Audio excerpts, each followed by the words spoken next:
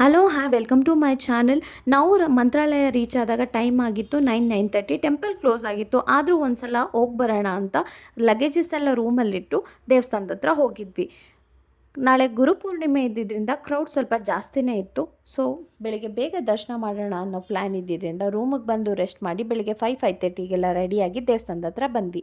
ಮೊದಲನೇದಾಗಿ ಮಂಚಾಲಮ್ಮಂಗೆ ನಿಂಬೆಹಣ್ಣಿನ ದೀಪದ ಆರತಿ ಮಾಡಿ ಕ್ಯೂಬಲ್ಲಿ ನಿಲ್ಲೋಣ ಅಂತ ನೋಡಿದ್ರೆ ಇಷ್ಟು ಕ್ರೌಡ್ ಇತ್ತು. ಸೊ ಈ ಕ್ರೌಡ್ನ ನೋಡಿದ್ಮೇಲೆ ನಮ್ಗನ್ಸಿದ್ದು ಒಂದೇ, ಮಗುನ ಕರ್ಕೊಂಡು ಧರ್ಮ ದರ್ಶನ ಮಾಡೋದು ತುಂಬ ಕಷ್ಟ ಆಗುತ್ತೆ ಅಂತ ಸ್ಪೆಷಲ್ ಟಿಕೆಟ್ನ ತೊಗೊಂಡು ಹಾಗೋ ಹೀಗೋ ನುಗ್ಗಿ ಕಷ್ಟಪಟ್ಟು ಕ್ಯೂವಲ್ಲಿ ನಿಂತು ದರ್ಶನ ಮಾಡಿದ್ವಿ. ದರ್ಶನ ಅಂತೂ ತುಂಬಾ ಚೆನ್ನಾಗಾಯಿತು.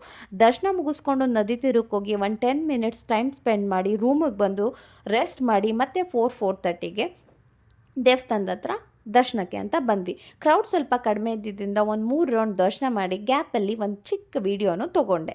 ರಾಯರು ಎಲ್ರಿಗೂ ಒಳ್ಳೇದು ಮಾಡಲಿ. ಫುಲ್ ವೀಡಿಯೋನ ನನ್ನ ಚಾನಲ್ನಲ್ಲಿ ಅಪ್ಲೋಡ್ ಮಾಡಿರ್ತೀನಿ, ಒಂದು ಸಲ ಹೋಗಿ ನೋಡಿ. ಆ್ಯಂಡ್ ಯಾರು ಸಬ್ಸ್ಕ್ರೈಬ್ ಮಾಡಿಲ್ಲ ಅವರು ದಯವಿಟ್ಟು ಸಬ್ಸ್ಕ್ರೈಬ್ ಮಾಡಿಕೊಂಡು ವೀಡಿಯೋನ ನೋಡಿ. Thank you.